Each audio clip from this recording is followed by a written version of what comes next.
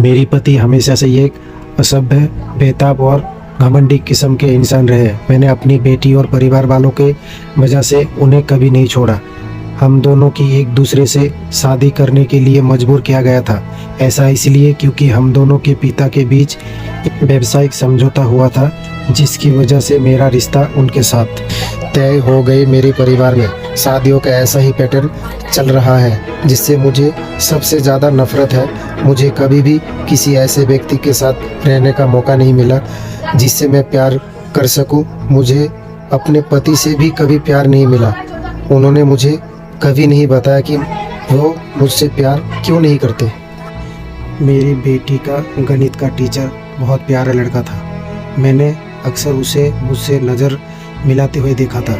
एक दिन जब मेरी बेटी अपनी नानी की देखभाल कर रही थी, तब मैंने उसे अपने साथ एक कप चाय पीने के लिए आमंत्रित किया था। जब रसोइया अंदर से चाय लेकर आया, तब मैं लगातार उससे अपनी बेटी की पढ़ाई लिखाई के बारे में बात कर रही थी। वो देखने में काफ़ी आकर्षक था। उसका अंदाज मजाकिया था, जिसकी वजह से मैं उसकी तरफ बहुत ज़्यादा आकर्षित महसूस कर रही थी। इस घटना के बाद मुझे समझ आया कि मेरे साथ की महिलाओं के लिए शादी के बाद अफेयर रखना कोई बड़ी बात नहीं थी, क्योंकि हमारे पुरुष अपने काम में कुछ ज़्यादा ही बिजी रहते हैं। मेरे पति भी उससे अलग नहीं थे। इस तरह मेरा उसके साथ अफेयर शुरू हुआ, अपनी बेटी के टीचर के साथ। एक्स्ट्रा मैरिटल अफेयर रखने पर मुझे कोई पछतावा नहीं है। ऐसा इसलिए क्योंकि मुझे एक ऐसे व्यक्ति से प्यार और अट्रैक्शन मिल रहा था जो जानता था एक महिला को खुश कैसे रखा जाता है। वही तो देखने में काफ़ी सेक्सी था, बल्कि उसने मुझे शारीरिक संबंध बनाते हुए कामयुक्त या अच्छा भी महसूस करवाया। जब घर में कोई नहीं होता था तो हम दोनों साथ में काफ़ी अच्छा समय बिताते थे। मैंने सुनिश्चित किया कि इस दौरान मैं अपने घर में घरेलू सही का काम करने वाली स्त्री नहीं रख सकती, क्योंकि वो हमारे अफेयर के बारे में मेरे पति को बता सकती थी। भगवान जाने फिर वो क्या करेगा। 36 साल की उम्र में मुझे प्यार और जुनून मिला, जिसने मुझे सबसे ज़्यादा खुशी का अनुभव करवाया। लेकिन जैसा कि हर सामान्य अफेयर की कहानी में होता है, एक दिन मेरे पति ने मुझे पकड़ लिया।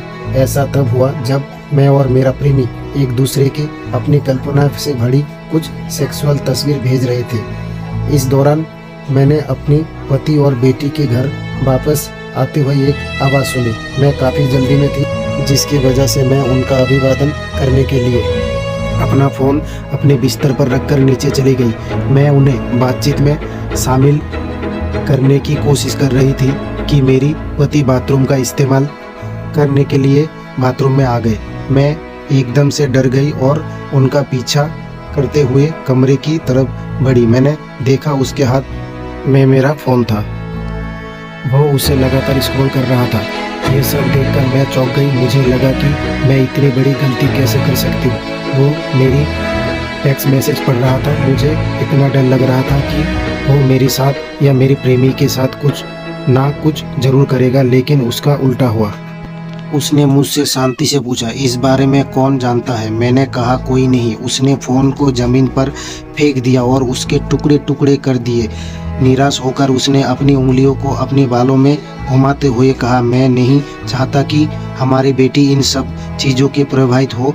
किसी की भी इस बारे में पता नहीं चलना चाहिए। मुझे परवाह नहीं है कि आप किसके साथ क्या कर रही है, लेकिन एक परिवार के रूप में हमारी प्रतिष्ठा दाग पर नहीं लगनी चाहिए, वरना उसका अंजाम बहुत बुरा होगा। मेरी कहानी, मेरे पति को बच्चे नहीं चाहिए। मैं क्या करूं?